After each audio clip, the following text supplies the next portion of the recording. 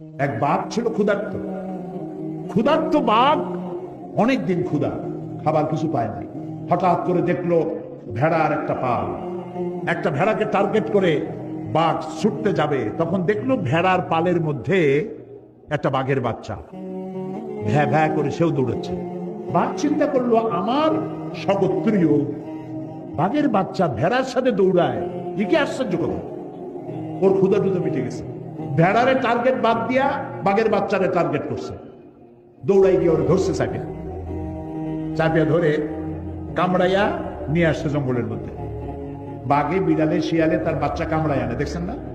ও তো কোলে নিতে পারে না, কামড়ায় আনে। তো কামড়ায় যে দাঁত বসায় না, ওইভাবে আদর করে নিয়ে আসছে। আসিয়া বলতেছে, তুই ভেড়ার দলে গেছিস কেন? তুই তো আমার বাচ্চা, আমার বাঘের বাচ্চা, তুই ভেড়ার দলে কেন? না আমি তো ভেড়া। না তুই ভেড়া না, তুই বাঘ। হ্যাঁ আমি ভেড়া।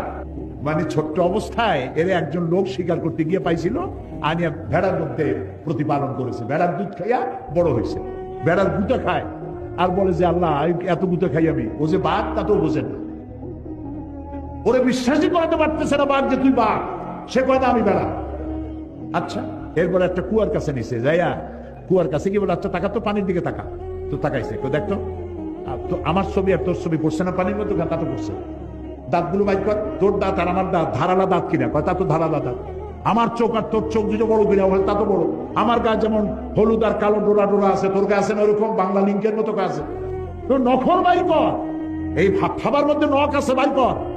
তো বাইর করলো, তো দেখলো যে তার মধ্যে আমার মধ্যে তো নখ আছে। তুই ভেড়া না, এখন বুঝছিস তুই বাঘ? তুই ভেড়ার গুতা খাস কেন? তুই হুঙ্কার মার, ভেড়ার পাল দৌড়ে চলে যাবে। আমি আজ সিলেটের যুবক মুসলমানদেরকে বলতে চাই, তুমি ভেড়ার বাচ্চা নও, তুমি সিংহের বাচ্চা, খালিদ বিন ওলীদের সন্তান, তুমি শাহজালালের সন্তান, তুমি শাহ মখদুমের সন্তান।